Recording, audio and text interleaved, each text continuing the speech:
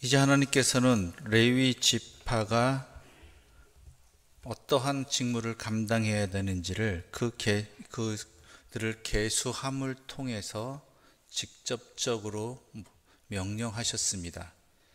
모세를 통해서 명령하셨고, 또한 여러분이 읽으신 바와 같이 여호와의 명령하심과 같이 행하였다라는 것이 중요한 핵심이지요.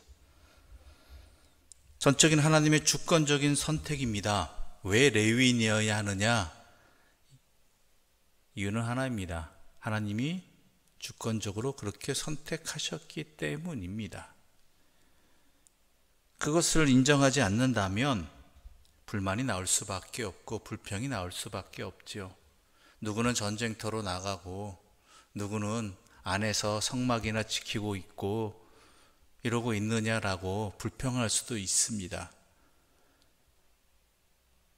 그런데 중요한 것은 그러한 일들의 경중의 문제가 아니라 이스라엘 백성에게 중요한 것은 하나님이 선택하셨다라는 것과 그 말씀에 순종하느냐라는 것이죠. 하나님이 이스라엘 백성에게 전적으로 요구하신 것은 하나님을 인정하고 하나님께 순종하는 것, 바로 그것이었습니다. 왜냐하면 그것이 사람이 사는 길이기 때문이라는 것이죠. 그러면서 또한 레위 지파에서 각 지파의 자손별로 다 구분해 주십니다. 어느 자손은 이러한 일을 하고 어느 자손은 저러한 일들을 하고, 또 그 안에서도 나는 우리 자손은 왜 이 일을 하는가라는 불만이 나올 수도 있겠지요. 그렇죠? 누구는 편한 일 하는 것 같고 누구는 힘든 일 하는 것 같습니다. 특히 무라리 자손이 게르손 자손이나 고핫 자손보다 사람 수가 적었습니다. 그런데 하나님께서는 그 적은 인원을 가지고 있는 무라리 자손에게 성막의 골격에 해당하는 가장 무거운 것을 운반시키셨다라는 것이죠. 가장 무거운 것을 운반하려면 가장 인원이 많아야 되지 않겠습니까? 그런데 하나님께서는 가장 적은 인원을 가지고 있는 무라리 자손에게 이 일을 시키셨다라는 것이죠. 이유를 알 수 없습니다. 그런데 중요한 것은 뭐예요? 하나님께서 전적인 주권으로 택하셨다라는 것이죠. 합리적이지 않습니다. 불평이 나올 수 있습니다. 처음에는 그러려니 하겠지만 시간이 흘러가면서 성막은 또 어떻습니까?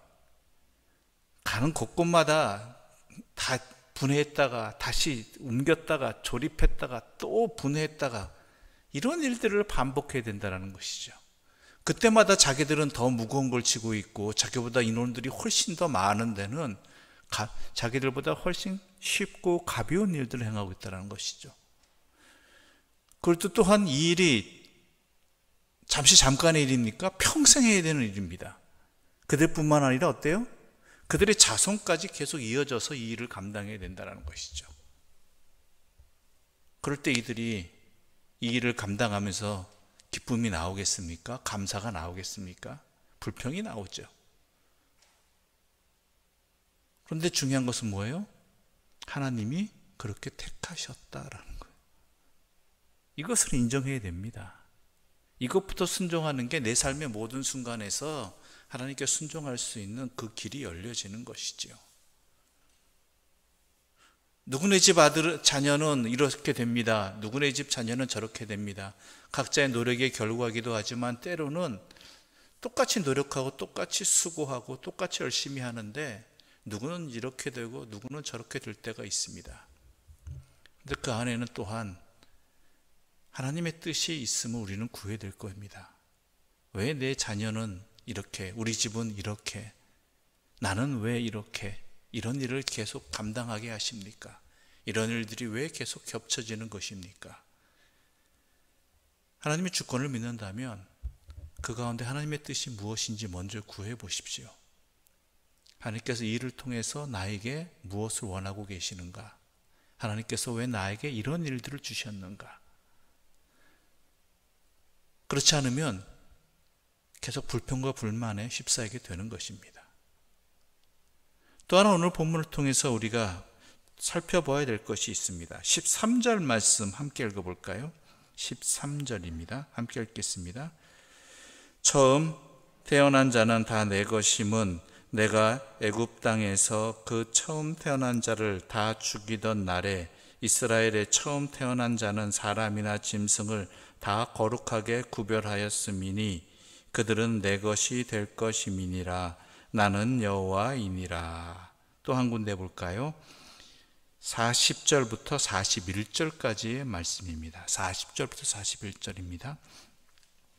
여호와께서 또 모세에게 이르시되 이스라엘 자손의 처음 태어난 남자를 1개월 이상으로 다 계수하여 그 명수를 기록하라. 나는 여호와라. 그 이스라엘 자손 중 모든 처음 태어난 자 대신에 레위인을 내게 돌리고 또 이스라엘 자손의 가축 중 모든 처음 태어난 것 대신에 레위인의 가축을 내게 돌리라. 아멘. 처음 태어난 것 존재에 대한 인간이나 가축이나 그것에 대한 하나님의 명령이 있습니다. 여기서 그럼 우리는 또한 생각을 할 수 있습니다. 왜 처음 태어난 자만 말씀하시는가? 왜 처음 태어난 자만? 물론 여러 가지 이유가 있겠죠. 첫 번째는 이 당시에 장자 중심의 문화이기 때문이기도 할 것입니다. 가장 중요한 모든 것은 장자 우선권이 있었기 때문이죠. 에서와 야곱이 또한 다툰 것도 장자권에 관한 문제이겠지요. 또 다른 이유는 그 장자가 그 가문을 대신하기 때문이기도 하는 것입니다. 그런데요, 오늘 본문을 통해서 더욱 중요한 내용이 담겨 있습니다. 13절을 보게 되면 처음 태어난 자는 다 내 것임이라 하시면서 그 근거를 어디에서 찾느냐? 내가 애굽 땅에서 그 처음 태어난 자를 다 죽이던 날에 이스라엘의 처음 태어난 자는 사람이나 짐승을 다 거룩하게 구별하였기 때문이다 라고 말씀하고 계시죠. 즉 이스라엘이 애굽 땅에서 해방될 때에 하나님의 능력과 은혜의 역사가 이렇게 있었기 때문이다라는 것입니다. 즉 처음 태어난 것들, 첫째나 장자, 첫 번째 것만 중요하게 여긴 것이 아니라 그것을 통해서 그것을 여호와의 것으로 구별시킴으로 말미암아서 하나님께서 진정으로 원하시는 것은요, 하나님의 은혜를 기억하라라는 것입니다. 하나님의 은혜를 기억하라.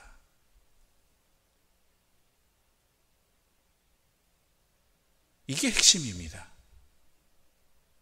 사람은요, 쉽게 잊어버리는 존재입니다. 시간이 지나면 망각하는 존재입니다. 은혜를 입어놓고도 조금만 불편한 것이 생기면 불평과 불만에 사로잡히는 존재입니다. 그런 사람들에게 반드시 하나님께서 은혜를 베푸시는 게 뭐냐면 기억할 수 있는 것들을, 하나님의 은혜를, 하나님께서 나에게 베풀어 주신 은혜와 그 사랑과 그 모든 일들을 기억하는 것들을 잊지 말라라고 하는 것이죠. 왜냐하면 그렇지 않으면 우리는 쉽게 불평하고 쉽게 원망하는 자들이게 되기 때문입니다. 이스라엘 백성이 그랬잖아요.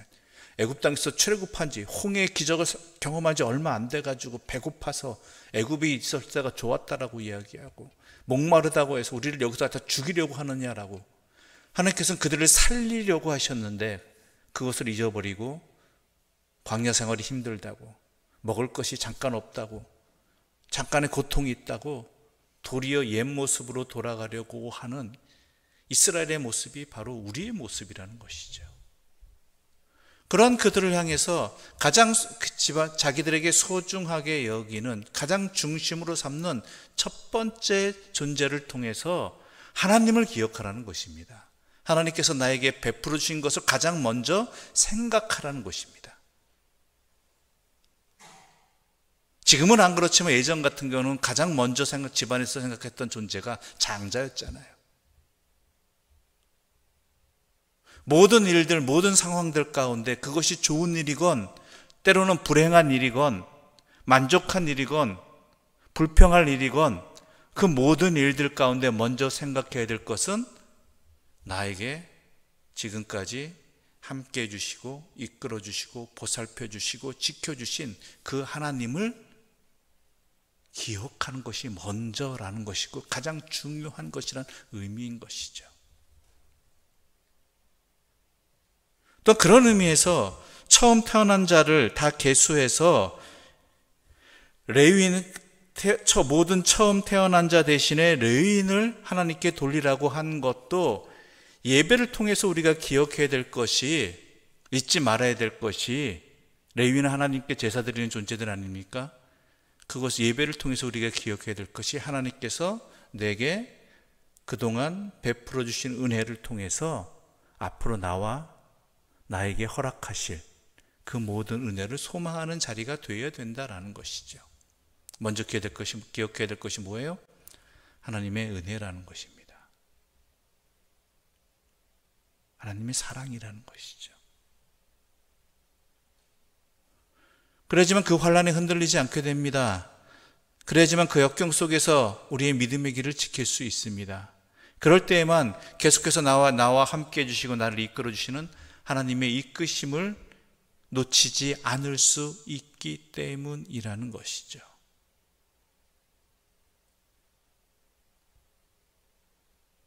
그게 중요한 것입니다. 단지 첫 번째가 중요하다는, 첫 번째 존재만 거룩하다는 것이 아니라 그것을 통해서, 그것을 지킴으로 해서 하나님이 우리들에게 주시고자 하는, 뜻하시는 그 바를 우리가 분명히 알아야 된다는 것이죠.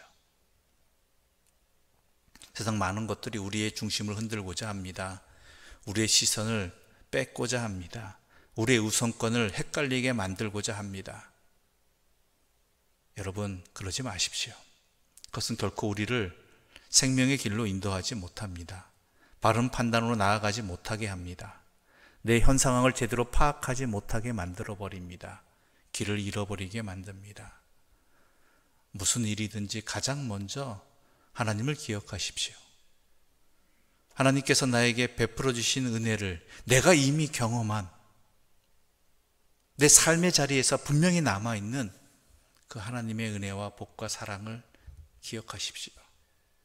그럴 때 내가 앞으로 살아갈 길이 열리게 되는 것이고, 또한 그 속에서 여러 가지 상황들이 벌어진다 할지라도 하나님을 잊지 않는 백성들로서 나아가게 될 것입니다. 그 가장 중심의 자리가 바로 예배의 자리인 것이고 예배자의 모습이 되어야 되는 것입니다. 기도드리겠습니다. 하나님 아버지, 감사합니다.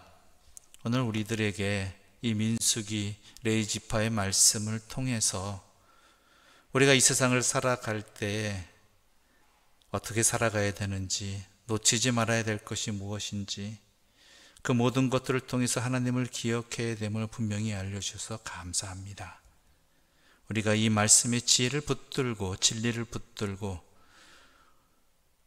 오늘도 살아가게 해주시고 앞으로도 주와 동행하는 인생의 광야길을 걸어가게 하여 주시옵소서. 예수님의 이름으로 기도드립니다. 아멘.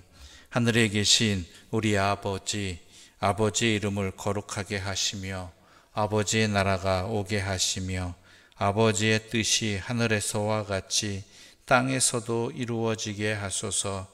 오늘 우리에게 일용할 양식을 주시고 우리가 우리에게 잘못한 사람을 용서하여 준 것 같이 우리 죄를 용서하여 주시고 우리를 시험에 빠지지 않게 하시고 악에서 구하소서. 나라와 권능과 영광이 영원히 아버지의 것입니다. 아멘.